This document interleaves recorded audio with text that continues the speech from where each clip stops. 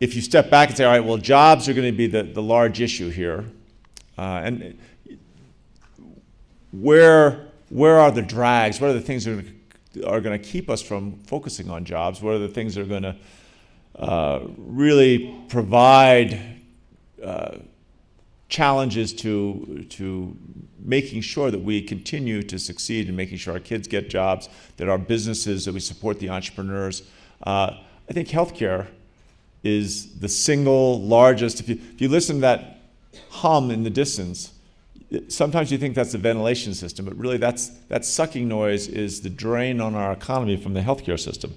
I probably shouldn't say that. I'm going to get into big trouble. We're going to end up with a healthcare bill in 10 years of roughly $4.5 trillion. I mean, these are trillions of dollars, just so we're very clear on this. And over the course of that 10 years, we're going to have to come up with an additional $10 trillion. And frame of reference, the fighting two wars in Afghanistan and Iraq, again, rough justice, $200 billion a year. So people that say, well, we need to end those wars so that we have enough money for healthcare, the sense of scale is completely wrong. And I think what really needs to be done is to begin breaking down where are those costs. Roughly, according to the Center for Disease Control, roughly 75% of our healthcare costs are going towards, 75% of that $2.5 trillion is going to behavioral-related disease and illness. So things like diabetes, things, heart illness that are directly the result of obesity or overweight, sedentary lifestyles, things that you would think wouldn't be that difficult for us to deal with. And I think that over the next 10 years, if we've got any hope of really addressing this, we have to be much more, much bolder in how we address these issues around lifestyle and the psychological, behavioral aspects of how we live our lives, and at the same time, escalate our sense of urgency in such a way that, because this is compounding at such a rapid rate that we don't take into account what the real consequences are.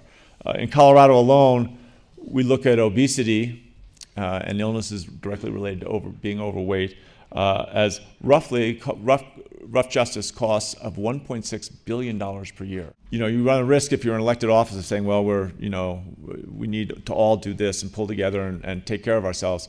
And that's allegedly one step away from the nanny state in some way. And yet, I'm not sure what else is going to happen, right? I don't see any other way. Every atom of my being resists this notion of some things that Mayor Bloomberg was trying to push in New York around these large helpings of super sweetened soft drinks, and yet if we don't begin looking at certain things like that, the costs are going to be enormous, and I don't the notion that that this country is going to allow hundreds of thousands of people to die miserable deaths untended is inconceivable. Somehow we're going to have to figure out some way to pay for this if we don't dramatically change the input into the healthcare system.